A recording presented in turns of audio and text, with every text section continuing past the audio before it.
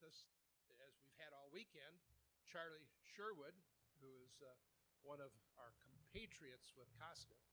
And Charlie is engaged in a project called Scott 250, which will be taking place, I believe, in Scotland next year. But Charlie's here to talk about that. He has a short presentation to let you know about what this is, and perhaps it may be of personal interest to you. And if you're planning a trip, maybe something you may want to talk in. Charlie, come on up.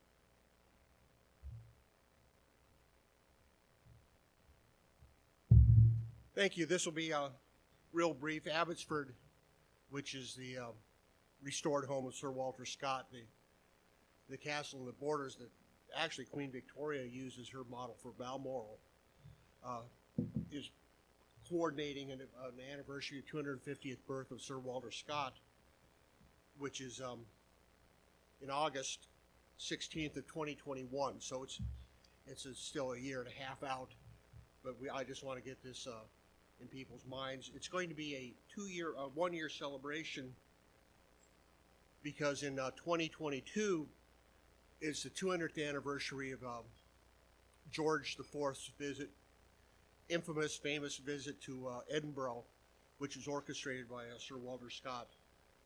Malcolm McGregor is very interested in having a commemoration of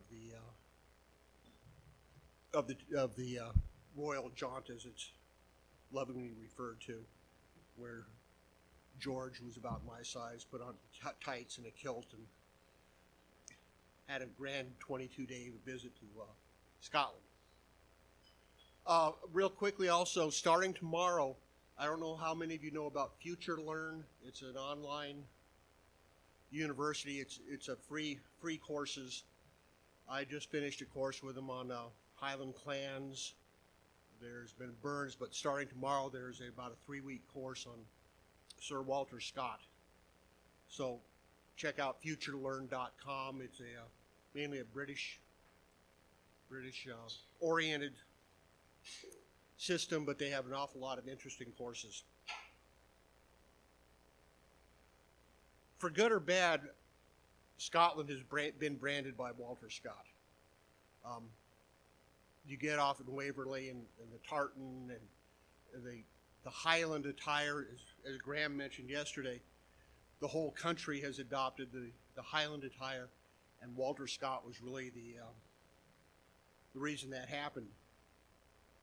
There's a few comments there.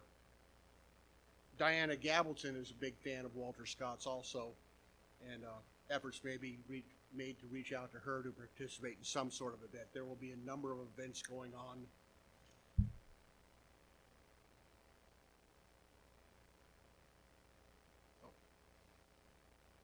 Number of events going on during the year. There's the International Walter Scott Institute, which is a very English professors go to, and I've attended one, and way over my head when I was there. One person had an hour-long discussion about how many words were repeated from various poems by different authors.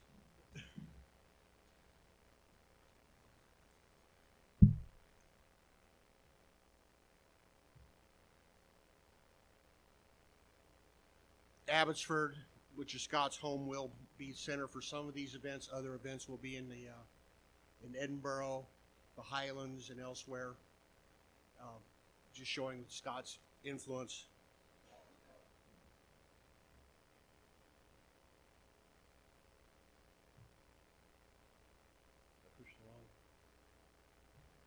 Again, there will be all sorts of exhibits and things going on. Unfortunately, these are all in the planning stage, so I don't have any specific dates. Obviously, August 16th, 2021 will be a big thing, but which is during the festival. And then August 2022, somehow that ought to be worked in through the festival. But again, Sir Malcolm is very eager to have something happen. Yes?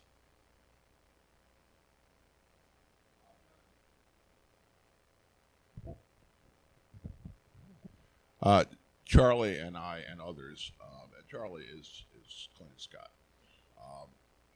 and I and others have been working on trying to commemorate a particular aspect of what happened in 1822, when King George came to Scotland. A number of things happened that were very positive for Scotland, including Sir Walter Scott finding the crown of Scotland in a casket where it had been stored behind a wall somewhere in Edinburgh Castle, and he had heard that it was in there, and so the king said, "Let's go find it," and he brought it out, where it had been hidden since Cromwell had occupied Scotland and was looking for it to melt it down, and they never found it. So, and it's on display in Edinburgh Castle today, but that's why we can see it.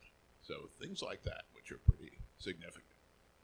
But one of the things that happened that was really quite extraordinary was Scott organized this big parade and pageant of Highland clans, and he talked to a lot of chiefs about getting their men at the time, all decked out in their proper tartans to come into Edinburgh and accompany the king down the Royal Mile.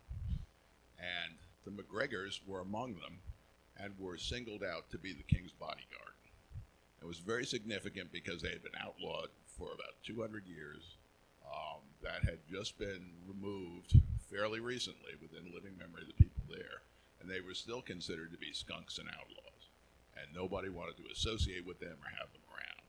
So the fact that Sir Walter Scott orchestrated that, because he knew the chief of the MacGregors, the newly named chief of the MacGregors, they orchestrated that together, and it was a great success. And it brought the MacGregors back into, quote, polite society, which they had been pushed out of for about 200 years. So Scott, who had, I guess, earlier in his career had been bankrupt. And Scott was bankrupt at his death, at the end of his career. And he wrote his way out of it at the very end. He did write his way out of it. And it started with Rob Roy. And Rob Roy was a great success, and it helped him basically get back to solvency. So there's a symbiotic relationship between the MacGregors and the Scots, which developed from Sir Walter Scott and our chief basically doing these things together. And they had a lifelong friendship. So we hear all of these stories about, one clan killing off the next and pushed them out, and feuds that lasted for centuries. Here's an example of something very positive that two clans from different parts of the country want to do to commemorate what their ancestors, who were very significant people, did when the king came to town. So we're going to try to find something in 2022 that we can do, the Scots and the MacGregors, and maybe some others. Yeah, it'll have to be an inclusive event.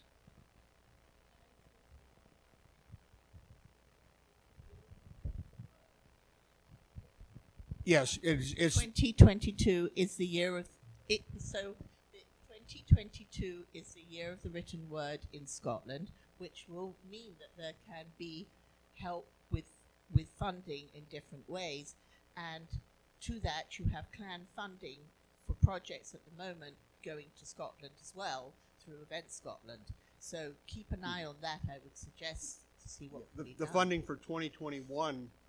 The applications are due this week. Yeah, so. exactly. So I just wanted to flag that, and if we can help as Hamiltons, because we carry, the Duke of Hamilton carries the crown. I think he would be very keen to help too. As everybody will be, I'm sure. Abbotsford is the driving force on this, but yes, it's going to be a coordinated effort. Bruce. Funny story around Sir Walter Scott. I mean, amongst his many other claims to fame, he invented Scottish tourism. Seriously. In the early 1800s, it wasn't possible for people to go tramping over Europe like they had and do the Great Tour, because there was a guy called Napoleon in the way, who wasn't short, by the way. He was about my height. Normal size. Taller than you, Bart. So people went to Scotland because they had all these wonderful books, romanticised idea of the Highlands, the noble savage, and they went up there, and it spawned a huge industry. And one of the best stories that came out of it was one guy decided to produce a guidebook to all the castles that appear in Walter Scott's books. Yeah. So he went to all these castles and drew them and wrote a description of each of them. And it was like an early sort of tourist guidebook. The one castle he never managed to visit, and if I could remember the name of it, I would tell you. So he just drew a kind of standard Scottish baronial castle, you know, like all the rest. When people got there, it didn't look like the picture in the book. You know what they did? They tore down the castle and rebuilt it like the picture in the book. Yeah, that's the influence of this man. An anecdote I have. I've just finished one of Charlie MacLean, the Whiskey Guru's books, and he devotes in 2 pages of his book of the history of Scotch whiskey, devotes 2 pages to Walter Scott, again publicizing and popularizing Scotland and saying that the whiskey industry in the 1840s, 1850s was able to latch onto Walter Scott's Scotland and brand their whiskey and be able to sell whiskey in England, plus the help of aphids that killed all the vines in France, so brandy wasn't available. Again, a number of people are involved, and it's still in the preliminary stages. National Museum, Edinburgh, National Trust.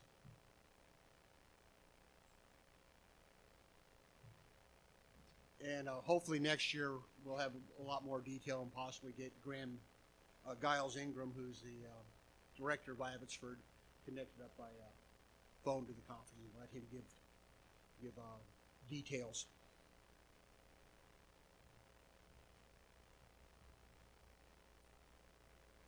And last little anecdote I have, and then I'll quit, is the folk singer Jim Malcolm, who's won traditional singing awards. He was the lead for Old Blind Dogs for a number of years. Jim has, around in February every year, dresses up like the gentleman in the picture and does a traveling Robert Burns. Very well done. And part of his Robert Burns thing is he talks about Scott and says, yeah, I read Scott every night. It puts me to sleep instantly. Scott's a very ponderous writer. And a couple years ago I was talking to Jim, and Jim said, well, you know, I finally read Waverley. And he said, it brought it all together. He said, reading, you know, Waverley's Scott's book about the 46. And he said, I was surprised reading Waverley brought it together. So I would commend you to read some of Scott's stuff. A lot of the good ones are available on Audible, so you can listen to them.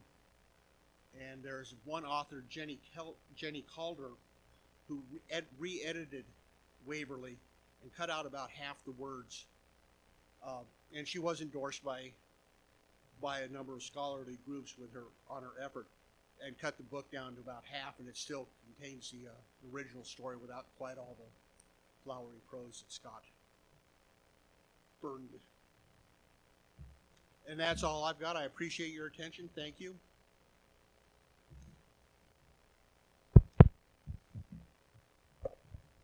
I just wanted to add in on the Scott and the importance of him, that it's been said that between them, Walter Scott and James Macpherson created the Romantic movement, which swept over Europe. And we think in terms of great literature, great poetry, great music, none of that would have been possible without their attempt to romanticize the Highlands of Scotland and create this new notion of the sublime, that it was somehow involved with mountains and stark scenery and a lost warrior class. And it's also therefore been said that by romanticizing the Highlands of Scotland, they killed it off.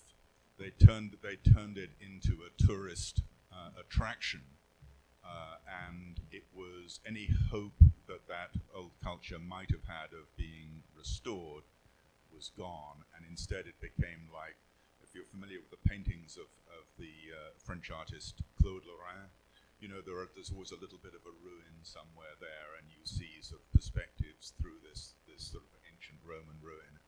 And that's what they turned the Highlands into, and it never recovered. So it's got,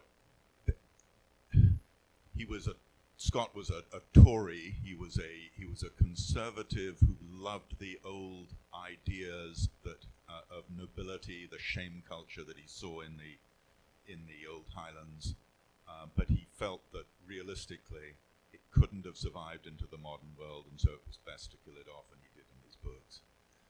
Again, for good or bad, Scott did transform the Scotland.